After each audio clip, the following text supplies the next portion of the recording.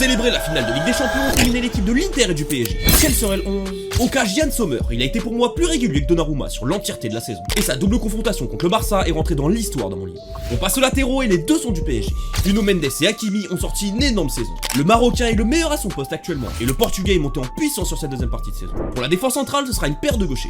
Avec premièrement Bastoni, il nous a encore sorti une saison de fou, c'est un des joueurs les plus importants de l'Inter. Beaucoup l'oublient, mais c'est un des meilleurs défenseurs centrales au monde depuis quelques temps déjà. Ça fait encore un joueur de Serie A extrêmement sous-coté après tout. Pour l'accompagner, qui d'autre que Pacho, arrivé comme un inconnu, il s'est directement montré être un patron, et plus encore. C'est un des meilleurs à son poste cette saison, encore bravo à Luis Campos pour la première. On passe maintenant au milieu de terrain. Avec en 6 Vitinha bien sûr, c'est tout simplement un des tout meilleurs 8 de la saison, dans le top 5 dans mon livre et pas 5ème. C'est le pilier et le métronome de ce PSG. Pour l'accompagner, on reste au Portugal, avec João Neves. Si Vitinha est le métronome avec ballon, João Neves est celui qui dicte le tempo sans ballon. C'est lui qui enclenche le pressing et surtout récupère la balle très rapidement. Si le PSG est la meilleure équipe au monde en contre-pressing, c'est bien grâce à lui, il est primordial. Pour boucler le trio, Nicolo Barella, qui est sûrement le joueur le plus indispensable pour son équipe. On passe à l'attaque et on commence avec Dembélé bien sûr. Bon du coup, si le PSG remporte la finale, c'est ballon d'or ou pas? N'hésitez pas à le dire en commentaire. Par contre, je le mets à droite, parce qu'en pointe, je mets Lautaro. Arrêtez le sous-côté, il mérite totalement d'être dans le 11. Depuis quelques temps déjà, c'est un des meilleurs attaquants au monde. Et d'ailleurs, je trouve que c'est un des seuls neufs qui conviendrait très bien à Luis Enrique. Pour terminer, j'hésite entre deux noms, entre Doué et Kvaratskhelia, mais finalement j'opte pour le géorgien. Même si Doué est en pétard depuis quelques temps, c'est peut-être encore un peu trop tôt pour le mettre devant Kvara, qui est dans l'élite à son poste depuis 3 ans déjà.